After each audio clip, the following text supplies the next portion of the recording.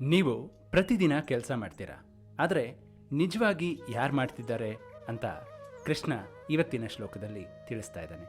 ಆ ಶ್ಲೋಕನೇ ಭಗವದ್ಗೀತೆ ಅಧ್ಯಾಯ 3 ಶ್ಲೋಕ 28. ಇದನ್ನು ಕೇಳಿದರೆ ನಿಮ್ಮ ಇಡೀ ಜೀವನದ ದೃಷ್ಟಿಕೋನನೇ ಬದಲಾಗಬಹುದು. ಶ್ಲೋಕ ಹೀಗಿದೆ: ತತ್ಸವಿತ್ತು ಮಹಾಬಾಹೋ ಗುಣಕರ್ಮ ವಿಭಾಗಯೋ ಗುಣಾಗುಣೇಷು ವರ್ತಂತ ಇತಿ ಮತ್ವಾ ನ ಸಜ್ಜತೆ. ಇಲ್ಲಿ ಅರ್ಜುನನಿಗೆ ತಿಳಿಸ್ತಾ ಅದನ್ನು ನಮಗೂ ಕೂಡ ತಿಳಿಸ್ತಾ ಇದ್ದಾನೆ ಶ್ರೀಕೃಷ್ಣ. ಪ್ರಕೃತಿಯ ಗುಣಗಳ ಮತ್ತು ಕರ್ಮಗಳ ವಿಭಾಗವನ್ನು ಚೆನ್ನಾಗಿ ಅರ್ಥ ಮಾಡಿಕೊಂಡು ಇದೆಲ್ಲ ಗುಣಗಳೇ ಗುಣಗಳ ಮೇಲೆ ಕ್ರಿಯೆ ಮಾಡ್ತವೆ ಅಷ್ಟೇ ಅಂತ ತಿಳ್ಕೊಂಡು ಯಾವ ಕೆಲಸಕ್ಕೂ ಅಂಟ್ಕೊಳ್ಬೇಡ ಅಂತ ಕೃಷ್ಣ ತಿಳಿಸ್ತಾ ಇದ್ದಾನೆ. ಒಂದು ಕ್ಷಣ ಯೋಚನೆ ಮಾಡಿ, ನಿನ್ನೆ ಆಫೀಸ್ನಲ್ಲಿ ನೀವು ಮಾಡಿದ ಆ ಪ್ರೆಸೆಂಟೇಷನ್ ಅದು ಹೇಗೆ ಮಾಡಿದ್ರಿ? ನಿಮ್ಮ ಬ್ರೈನ್ ಕೆಲಸ ಮಾಡ್ತು, ನಿಮ್ಮ ಕೈ ಟೈಪ್ ಮಾಡ್ತು, ನಿಮ್ಮ ಕಣ್ಣು ಸ್ಕ್ರೀನ್ ನೋಡ್ತು. ಆದರೆ ನಾನೇ ಮಾಡಿದೆ ಅಂತ ಒಂದು ಭಾವ ಬರುತ್ತಲ್ಲ, ಅದೇ ತಪ್ಪು ಅಂತ ಕೃಷ್ಣ ಇಲ್ಲಿ ಹೇಳ್ತಿದ್ದಾನೆ. ರಾಮ ಅಂತ ಒಬ್ಬ ಸಾಫ್ಟ್ವೇರ್ ಇಂಜಿನಿಯರ್ ಇದ್ದ.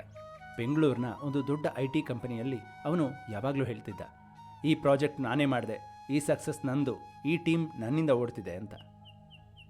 ಆದರೆ ಒಂದು ದಿನ ಅವನ ಪ್ರಾಜೆಕ್ಟ್ ಫೇಲ್ ಆಯಿತು. ಮ್ಯಾನೇಜರ್ ಮುಂದೆ ಅವಮಾನ ಆಯಿತು.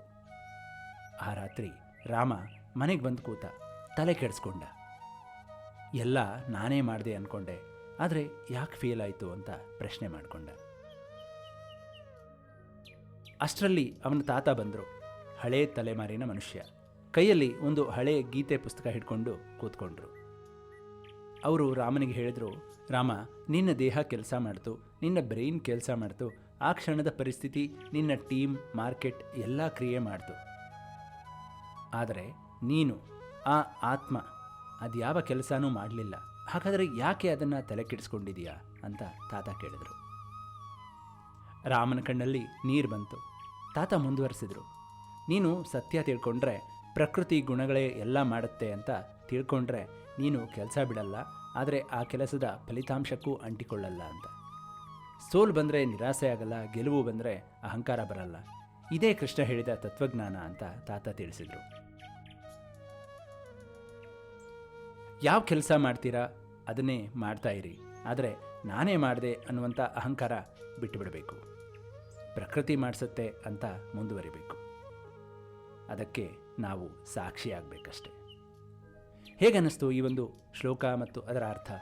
ಇಷ್ಟ ಆಗಿದ್ದರೆ ಒಂದು ಲೈಕ್ ಮಾಡಿ, ಕಾಮೆಂಟ್ ಮಾಡಿ, ನಿಮ್ಮ ಸ್ನೇಹಿತರಿಗೆ ಶೇರ್ ಮಾಡಿ, ಹಾಗೂ ಚಾನೆಲ್ನ ಸಬ್ಸ್ಕ್ರೈಬ್ ಮಾಡಿ.